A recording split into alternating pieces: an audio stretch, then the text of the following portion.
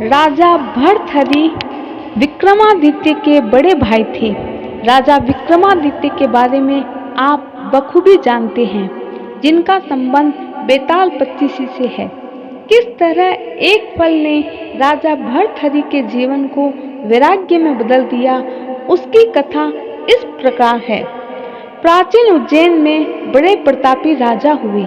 राजा भर्तहरि, जो कि अपनी तीसरी पत्नी पिंगला पर मोहित थे और वह उस पर अत्यंत विश्वास करते थे। राजा पत्नी मोह में अपने कर्तव्यों को भी भूल गए थे। उस समय गांव में एक तपस्वी गुरु गोरखनाथ का आगमन हुआ। गोरखनाथ राजा के दरबार में पहुंचे और राजा भर्तहरि ने उन गोरखनाथ जी का उचित आदर सत्कार किया। इससे तपस्वी गुरु अति प्रसन्न हुए। प्रसन्न होकर गोरखनाथ ने राजा को एक फल दिया और कहा, यह खाने से आप सदैव जवान बने रहेंगे, कभी बुढ़ापा नहीं आएगा, सदैव सुंदरता बनी रहेगी। और यह चमत्कारी फल देकर गोरखनाथ वहां से चले गए। राजा ने फल लेकर सोचा कि उन्हें जवान और सुंदरता की क्या आवश्यकता है, क्योंकि राजा अपनी तीसरी पत्नी पर अत्यधिक मोहित थे। अतः उन्होंने सोचा कि यदि यह फल पिंगला खाएगी तो वह सदैव सुंदर और जवान बनी रहेगी। यह सोचकर राजा ने पिंगला को वह फल दे दिया। रानी पिंगला भर्तहरि पर नहीं बल्कि उसके राज्य के कोतवाल पर मोहित थी। वह बात राजा नहीं जानते थे। जब राजा ने यह चमत्कारी फल रानी को दिया तो रानी ने सोचा कि यह फल यदि कोतवाल खाएगा तो वह लंबे समय तक उसकी इच्छाओं की पूर्ति कर सकेगा।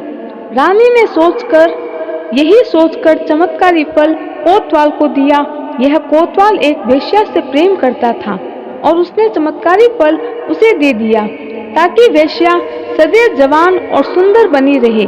वेश्या ने सोचा कि यदि वह जवान और सुंदर बनी रहेगी तो यह गंदा काम उसे हमेशा करना पड़ेगा। उसे इस गंदे जीवन से मुक्ति नहीं मिलेगी। इस फल की सबसे ज्यादा जरूरत हमारे राजा को है। राजा हमारे हमेशा जवान रहेंगे तो लंबे समय तक प्रजा को सभी सुख सुविधाएं देते रहेंगे। यह सोचकर उसने चमत्कारी फल राजा को दिया। राजा वह फल देखकर हतप्रभ रह गए। राजा ने वेश्या से पूछा कि यह फल उसे कहां से मिला। तब वेश्या ने बताया, यह फल उसे कोतवाल ने दिया है। राजा भर्तहरि ने तुरंत कोतवाल को बुला लिया। शक्ति से पूछने पर कोतवाल ने बताया कि यह फल उसे रानी पिंगला ने दिया है। जब भर्तहरि की पूरी सच्चाई मालूम हुई तो वह समझ गए कि रानी पिंगला ने उसे धोखा दिया है। पत्नी के धोखे से भर्तहरि के मन में वैराग्य जाग गया और वह अपना संपूर्ण राज्य राजा विक्रमादित्य को सौंपकर उज्जैन की गुफा में आ गए।